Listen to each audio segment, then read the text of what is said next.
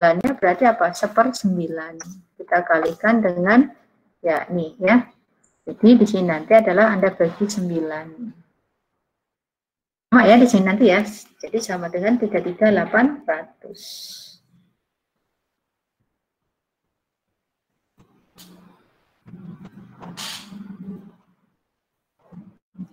Oke. Begitu teman-teman ya. Jadi ini merupakan penjualan ya, penjualan kepemilikan yang tidak mengakibatkan kehilangan pengendalian. Yuk sampai sini kalau ada yang mau ditanyakan dulu.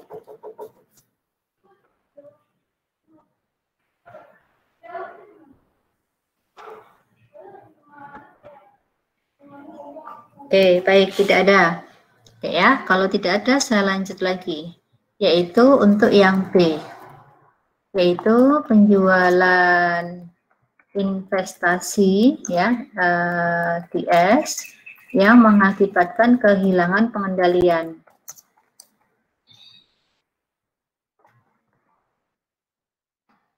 Atau yang namanya deconsolidation. Nah, gini ya. Oke. Nah, di sini nanti ya Mas ya Mbak ya. Kalau kita mau sederhanakan kan gitu ya. Kalau kita mau sederhanakan di sini dicontohkan ya, misalnya menjual semuanya ya, menjual semuanya. Misalnya nanti adalah si parent ini menjual semua kan gitu ya, menjual semua investasinya, atau misalnya menjual 80% juga tidak apa-apa kan gitu ya, menjual 80%. Maka di sini nanti kita mengakui selisihnya adalah sebagai gain, bukan sebagai additional paid in capital. Ya. Jadi di sini nanti saya tulis dulu, parent mengakui selisih nilai ya investasi sebagai ya selisih nilai investasi sebentar supaya Anda tidak bingung. Selisih dari harga jual dan nilai buku.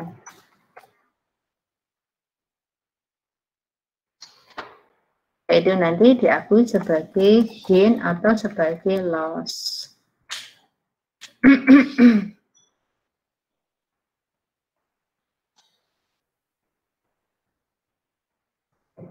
Oke ya. Di sini nanti adalah kita misalkan saja parent menjual semua kan gitu ya, menjual semua boleh ya, menjual semua itu 90%. Investasi DS misalnya kalau pada awal tahun gitu ya, pada awal tahun seharga misalnya berapa ya teman-teman ya, misalnya seharga 300.000. Nah di sini kan gitu ya. Oke, berarti nanti jurnal P ya, jurnal P di bukunya P itu adalah jurnalnya menjadi cash, kemudian apa tadi nak, equity in investment ya. Nah di sini nanti adalah gain ya, gain on sale of investment.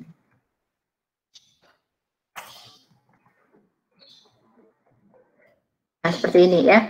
Jadi di sini nanti adalah kas yang diterima berapa, 300.000. Terus kemudian equity investmentnya tadi berapa nak? Kalau di awal tahun berarti kan di situ 288 ya, 288. Terus kemudian berikutnya adalah, nah sebentar kita inginkan dulu supaya tidak tumpuk ya. Terus kemudian berikutnya adalah untuk gainnya berarti adalah selisih antara berapa? Antara 300 dengan 288. Nah, kayak gitu.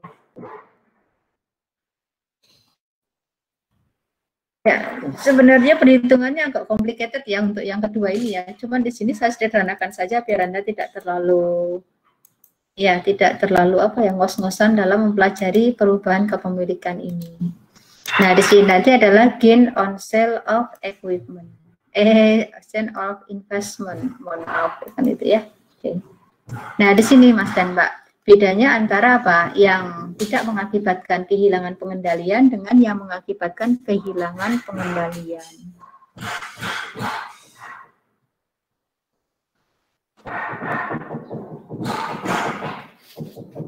Oke, sampai sini silakan kalau ada yang mau ditanyakan, teman-teman.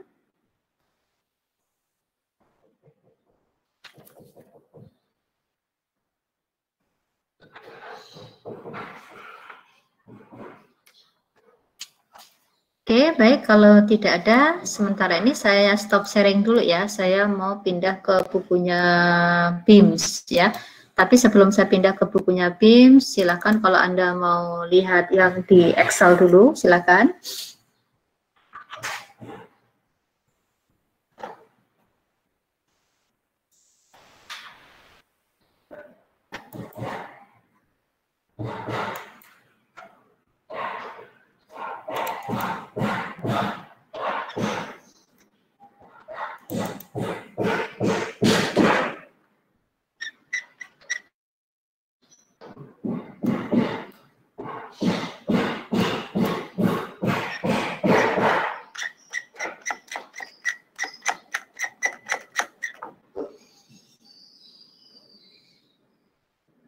Baik, kalau tidak ada, ya saya pindah ke bukunya BIMS ya, teman-teman ya.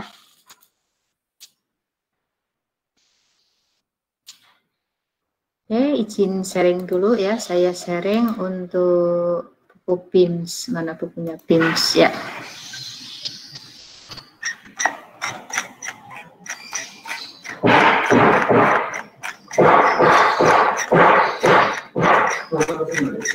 Udah kelihatan belum tampilan bukunya BIMS, teman-teman?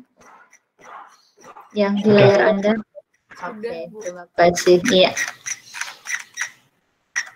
Saya ingin memperlihatkan mengenai ini ya, apa namanya, akuisisi di tengah tahun, Mas dan Mbak ya, di sini ya. Maksud saya perubahan ya, perubahan. Perubahan ini kan di awal ya, ini di awal tidak pengaruh. Nah di sini nanti sale of interest ya, sale of an interest during an accounting period ya. Di sini misalnya ada penjualan 10% pada tanggal 1 April teman-teman ya, ini ya C ya.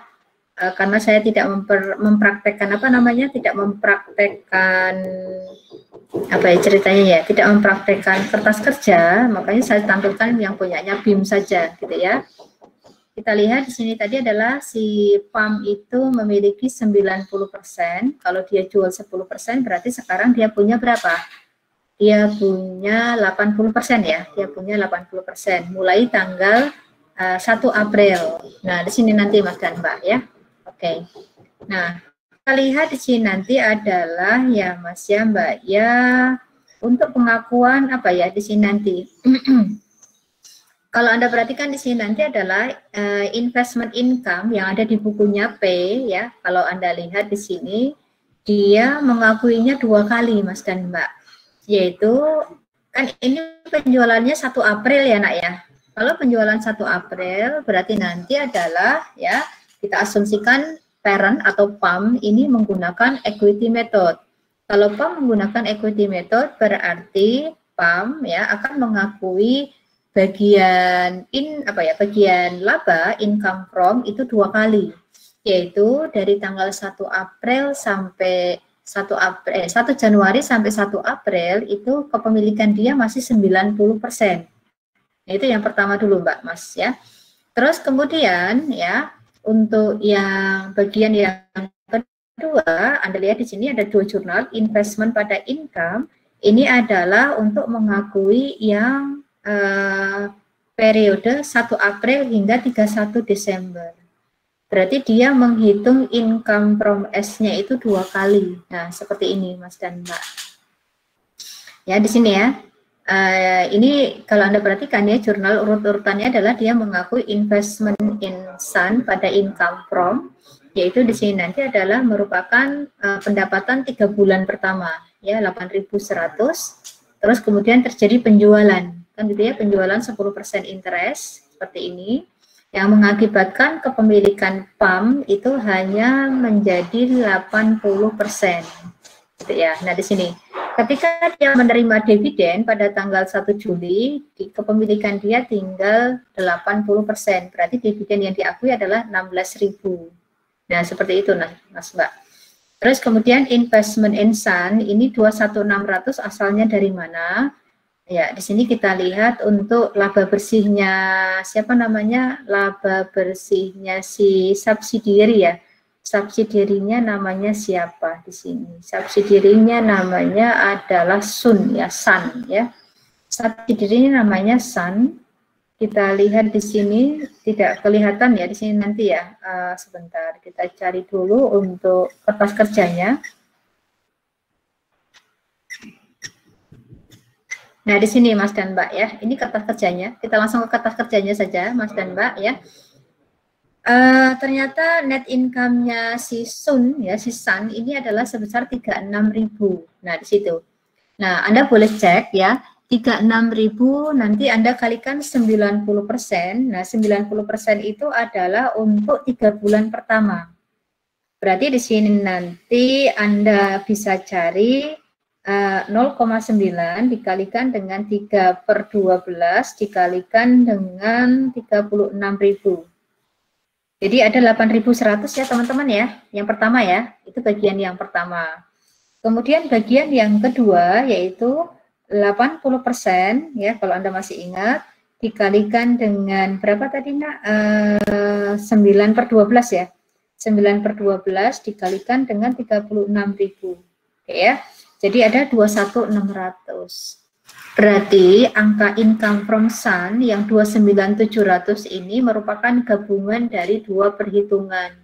8.100 dengan 21.600. Nah, caranya seperti itu, Mas dan Mbak ya. Ini dengan mengasumsikan tidak ada amortisasi, tidak ada intercompany transaction.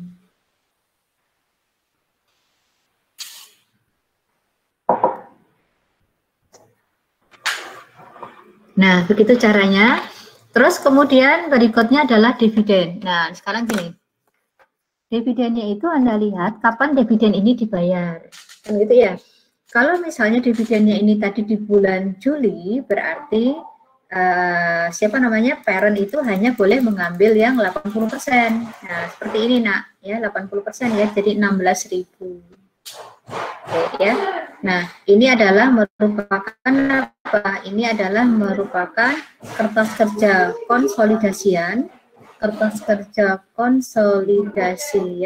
untuk perubahan kepemilikan. Kebetulan P memiliki sejak awal itu adalah berapa namanya? 90%, terus kemudian berubah menjadi 80% sejak tanggal 1 April. Nah, gitu teman-teman.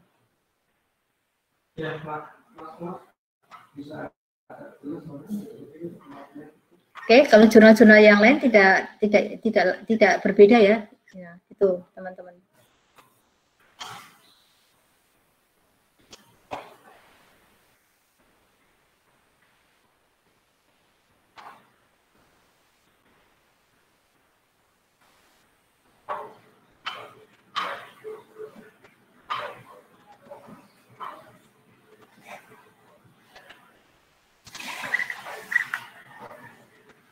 Oke, silakan kalau ada yang mau ditanyakan.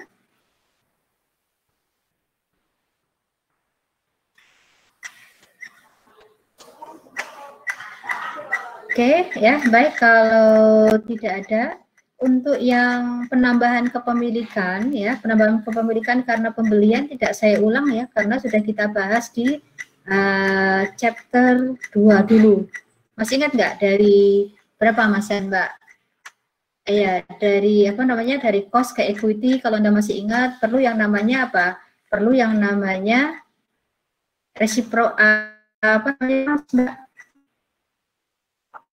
bukan resiprokal ya, apa namanya,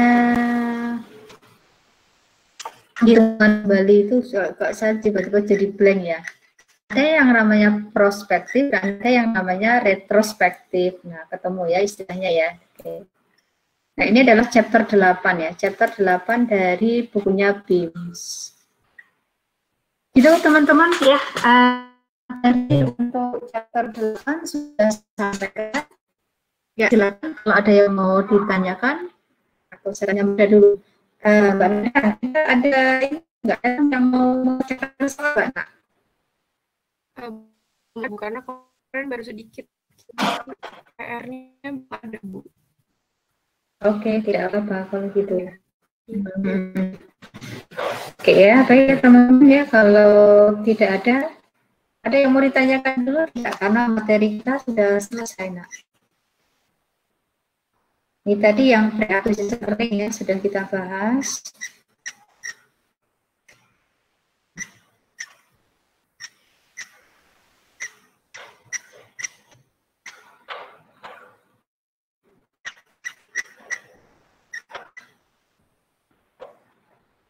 Ya sudah, kalau tidak ada ya teman-teman ya. Oke, berarti materi AKL sudah selesai kan gitu ya. Terus kemudian apa ya? Berarti kisi-kisi ya. Ya dosennya aja yang lain belum saya kasih kisi-kisi ya Nak ya. Ya nanti soal UAS sih saya berharap Anda bisa mengerjakan ya. Nanti soalnya itu ya kertas kerja pasti ada, ya kertas kerja pasti ada. Nanti materinya berarti mulai dari pelan aset, kemudian obligasi.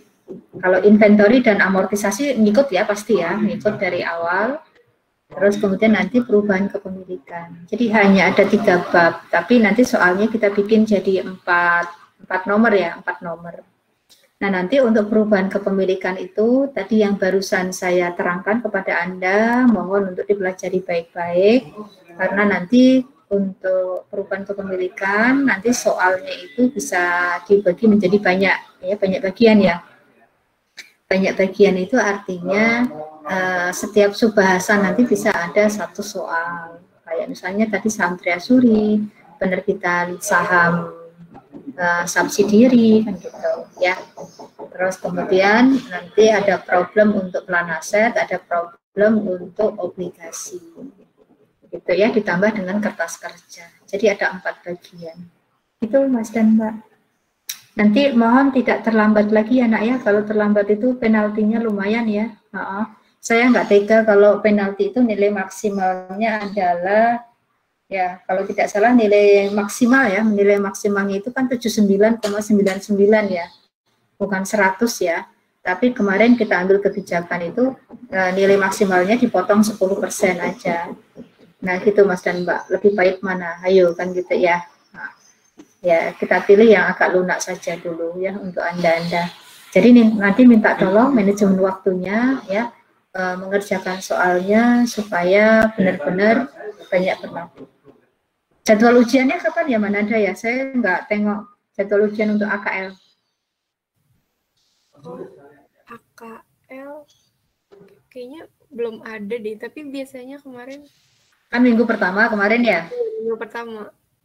Kayaknya masih 1 Februari, Bu. Oh ya, 1 Februari ujian ya? Minggu depan masih ada 1 pertemuan lagi. Loh, emang ada 1 pertemuan lagi? Iya, Bu. 1 lagi. Belum, 1 lagi ya? Iya. Saya pikir udah habis. Belum. Oh belum. Oh gitu. Iya. Terus saya tuh sudah merasa ini pertemuan terakhir loh Mbak.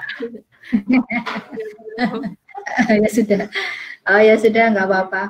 Berarti pertemuan depan kita lakukan review aja ya Mbak Nada ya? Iya Bu. Oke, baik ya. Kalian bahas PR mungkin ya Bu? Ya boleh. Oke ya. Jadi teman-teman kalau tidak ada yang mau ditanyakan untuk materi kita di pagi hari ini, tidak apa-apa ya, kita akhiri dulu ya pertemuan kita ya Mbak Nada ya. Ya, sebanyak ya baik ya. Oke ya, jadi Anda silakan punya waktu longgar untuk bisa prepare mata kuliah yang lain juga boleh ya, prepare untuk memanfaatkan waktu untuk melihat materi AKL saya juga tidak apa-apa. Oke, baik semuanya teman-teman, sampai ketemu pekan depan ya. Assalamualaikum warahmatullahi wabarakatuh. Ya, izin mengakhiri kuliah ya teman-teman ya. Waalaikumsalam warahmatullahi wabarakatuh. Terima kasih Bu. Sama-sama. Waalaikumsalam warahmatullahi wabarakatuh. Terima kasih Bu.